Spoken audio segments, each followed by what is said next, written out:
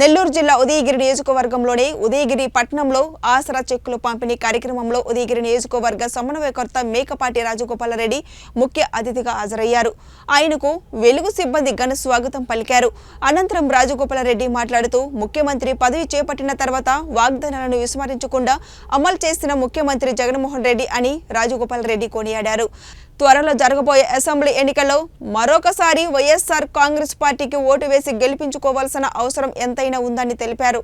ఇచ్చిన మాట ప్రకారం మన ప్రియతమ ముఖ్యమంత్రి గారు తన తండ్రి బాటలో పయనిస్తూ మడమ తిప్పకుండా రాష్ట్ర ఆర్థిక కష్టాల్లో ఉన్న ఇచ్చిన మాట ప్రకారము 4వ విడతలో రుణమాఫీ చేసి సంక్షేమ సామ్రాట్గా పేరు తెచ్చుకున్నారు. అంతేకాకుండా గత ప్రభుత్వాలు పేరుకే 0 వడ్డీ ప్రకటించారు. కానీ మన ప్రభుత్వం ఇప్పటికే 4 విడతలలో 0 వడ్డీని మీ అందరి అకౌంట్లో వేయడం జరిగింది. మరి ఇటువంటి పేదల పక్షాన నిలబడే మన ముఖ్యమంత్రి గారికి మీ అండదండలు ఆశీస్సులు అందజేయవలసిన సమయం వచ్చింది.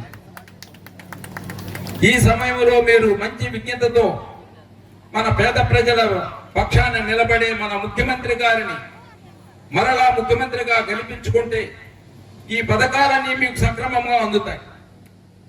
అలా కాకుండా ఏదైనా తాత్కాలిక ప్రలోభాలకు గురి అయితే మనల్ని మనమే మోసం చేసుకున్న వాళ్ళం అవుతాం.